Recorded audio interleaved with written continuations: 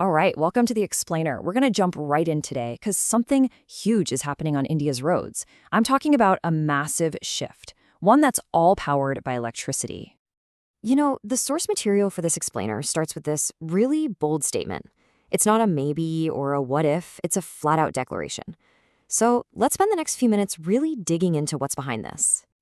So you got to ask, right? What's really pushing this revolution forward?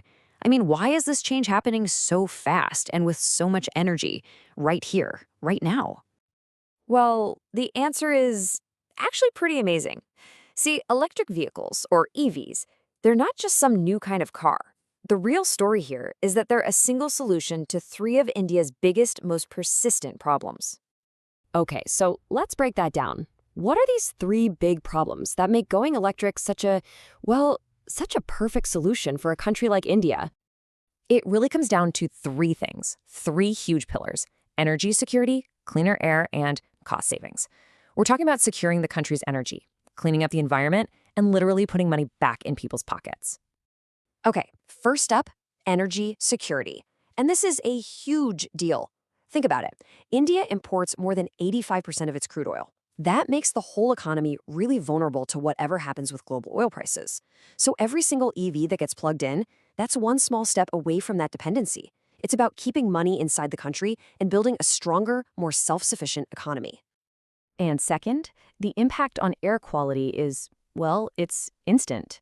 We're talking about cities that are fighting some of the worst air pollution on the planet. This isn't just a nice to have, it's a necessity. Zero tailpipe emissions. That means every EV on the road is actively making the air cleaner and healthier for millions of people to breathe. It's a direct, immediate benefit. All right, so we have national security, we have a cleaner environment. But if that's not enough to convince you, maybe this will.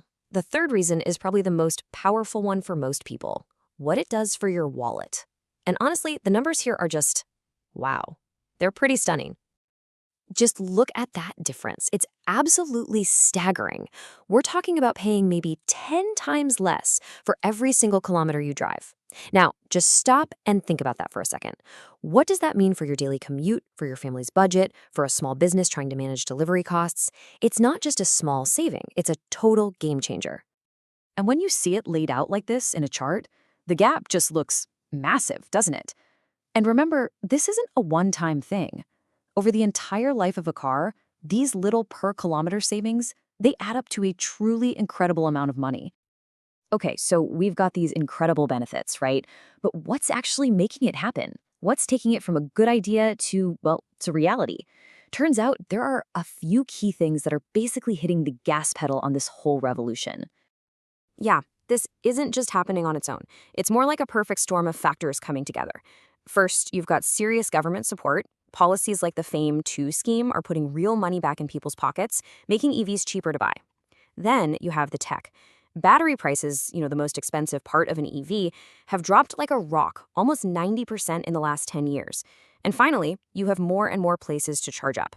That whole range anxiety thing that used to scare people off, it's becoming less and less of an issue every day. But here's a really crucial point to understand. This is about so much more than just trading in your petrol car for an electric one. This whole shift, it represents something way bigger for the entire country.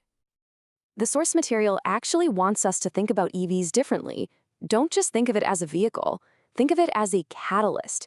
It's a chance to build whole new industries from the ground up, to create millions of good, skilled jobs, and for India to really step up as a leader in new technology for the whole world to see.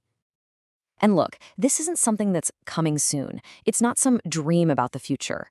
You can literally see this change happening on the streets right now. You can hear it, or not hear it, with the quiet hum of an e-rickshaw in a small town.